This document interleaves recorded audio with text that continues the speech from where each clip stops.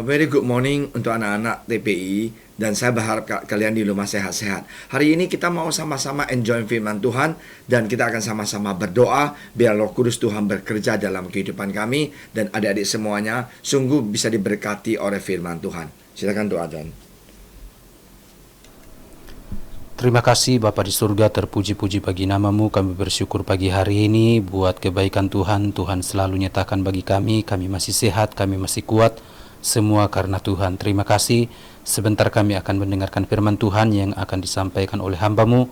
Kami membuka hati kami karena kami percaya firman Tuhan menjadi kekuatan bagi kami, memberkati hidup kami. Berkati hamba-Mu, urapi hamba-Mu yang akan menyampaikan firman Tuhan. Di dalam nama Yesus kami berdoa dan mengucap syukur. Haleluya. Amin. Puji Tuhan, adik-adik sekalian. Saya mau cerita satu cerita yang benar, ya. Itu kemungkinan 20 tahun lebih yang lalu.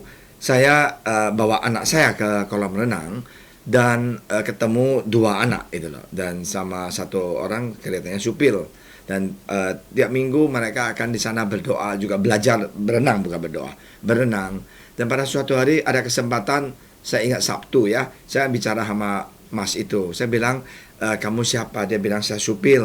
Ini dua anak hari Sabtu disuruh untuk belajar berenang, dan kita ngobrol.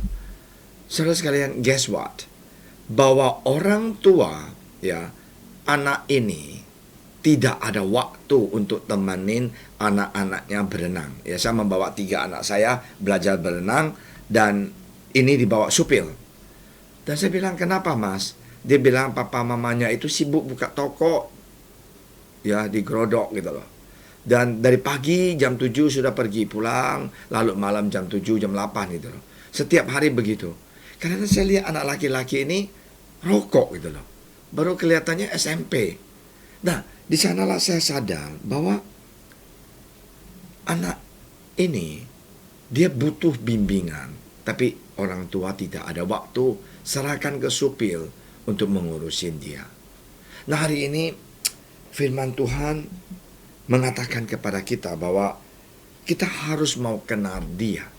Kita harus mau tahu siapa dia, supaya anak-anak kita bisa sungguh diberkati dan juga dijaga oleh Tuhan. Mari kita sama-sama dengar firman Tuhan di 1 Korintus pasal 2 ayat 1. Silakan John. 1 Korintus pasal 2 ayat 1. Demikian pula ketika aku datang kepadamu, saudara-saudara, aku tidak datang dengan kata-kata yang indah atau dengan hikmat untuk menyampaikan kesaksian Allah kepada kamu. Sebab aku telah memutuskan untuk tidak mengetahui apa-apa di antara kamu selain Yesus Kristus, yaitu Dia yang disalibkan. Nah, selain Yesus Kristus yang disalibkan. Nah, sebenarnya tidak salah orang tua berjuang untuk anak supaya hidupnya lebih nyaman. Kita tidak salah kita bekerja. Tetapi anak-anak itu butuh apa? Butuh bimbingan.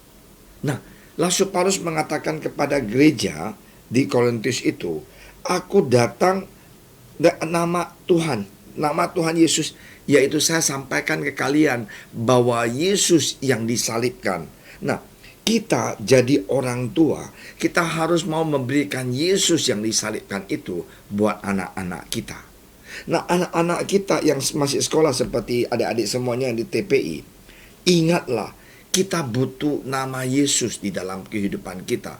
Kita butuh berdoa supaya nama Yesus itu ada bukan hanya di telinga kita, tetapi di hati kita.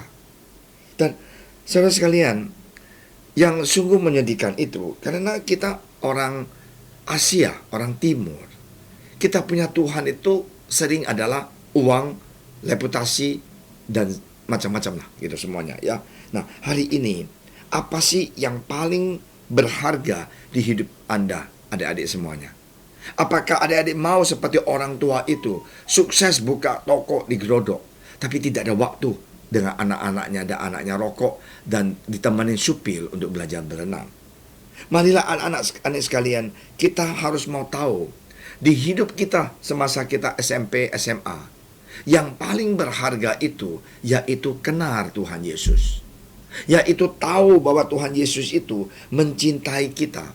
Rasul Paulus bukan orang bodoh. Rasul Paulus adalah orang yang kalau dengan setara sekarang ini, beliau itu adalah S3 ya. Bukan S2 aja, tapi S3 gitu. Kemudian profesor.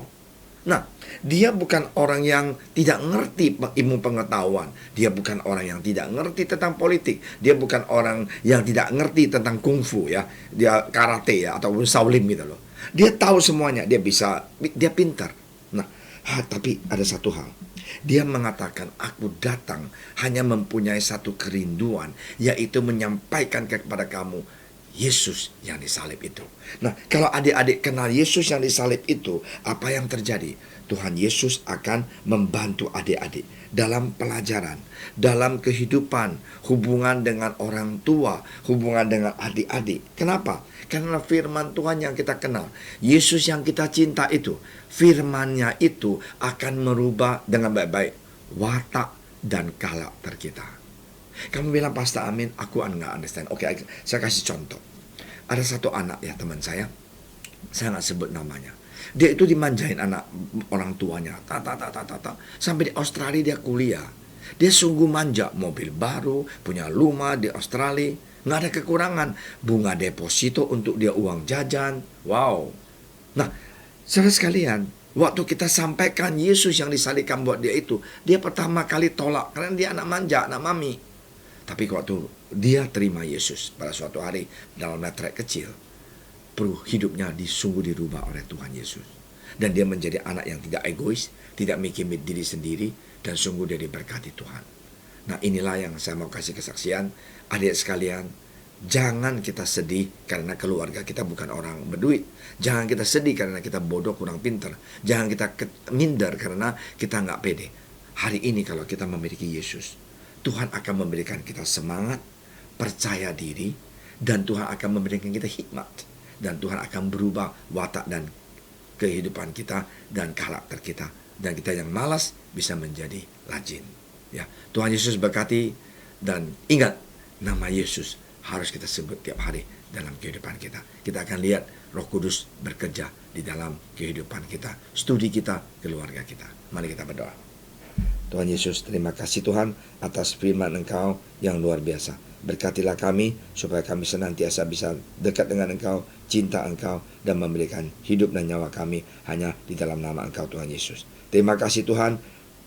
Tuhan berkatilah kami, berkatilah adik-adik kami yang di sekolah TPI, supaya mereka senantiasa bisa kenal Engkau, Tuhan menyembah Engkau dalam kehidupan mereka, membawa setiap masalah mereka di bawah kaki Engkau. Terima kasih ya Tuhan Yesus. Dalam nama Engkau Tuhan Yesus, kami serahkan sekolah kami, guru-guru, Tuhan Yesus, dan ketua yayasan Tuhan, semuanya Tuhan, kepala sekolah, hanya di dalam nama Engkau Tuhan Yesus. Berkatilah mereka, berikan mereka kesehatan yang baik. Dalam nama Engkau Yesus kami telah berdoa.